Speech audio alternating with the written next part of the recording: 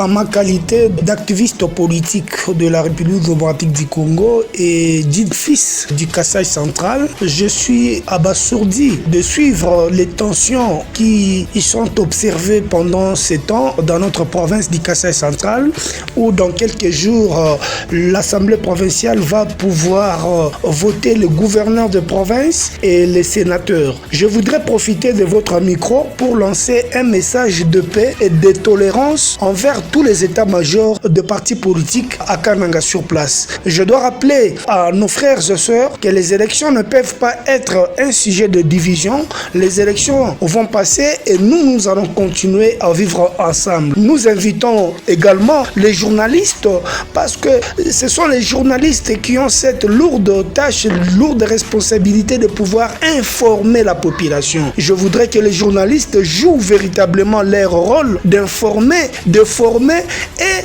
d'éduquer la masse. Parce qu'un petit propos sortant de la bouche d'un journaliste peut envenimer la situation. Et pendant cette période où nous sommes en train d'assister à des menaces, à des agressions, à des attaques envers certaines personnalités, envers certains édifices, nous voulons que cela cesse, Et tout celui qui instrumentalise le jeune, qui est en train de manipuler les jeunes à pouvoir s'adonner à ce genre de pratiques, nous les mettons en garde. Ce ne sont pas des bonnes pratiques à encourager, ce sont des pratiques à décourager. Mais également pendant cette période, messieurs les journalistes doivent jouer, comme je l'ai dit, véritablement leur rôle. Aux partis politiques, nous invitons tous les fédéraux des partis politiques, que vous soyez de l'opposition ou de la majorité, de pouvoir sensibiliser le sympathisant, sensibiliser les militants de nos partis politiques pour un message de paix et de tolérance pendant cette période où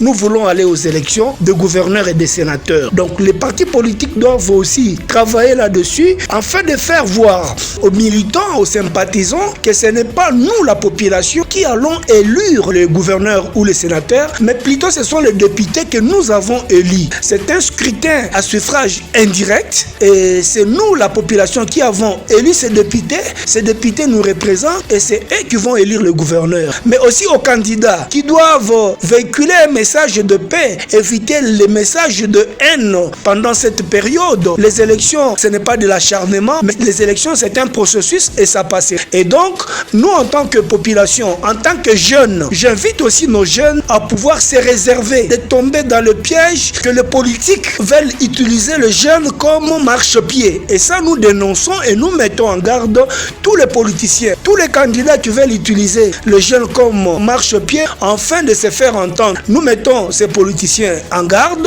mais également les candidats seront face aux députés, ils seront devant les députés pour présenter leur projet de société. C'est à celui qui présentera le projet ou à celle qui présentera le projet de société que les députés vont apprécier, mais qui sera élu. Mais c'est tout à fait normal. Ce n'est pas envers la population, ce n'est pas à nous de s'en prendre aux individus, de s'en prendre aux bâtiments. J'apprends que le bâtiment de Shop Vodacom était vandalisé, pillé et tout ça. Donc ce sont des comportements que nous condamnons, nous dénonçons pendant cette période et tout ça, le journaliste joue un rôle très important. Il doit apaiser, il doit informer, il doit aussi éduquer la masse.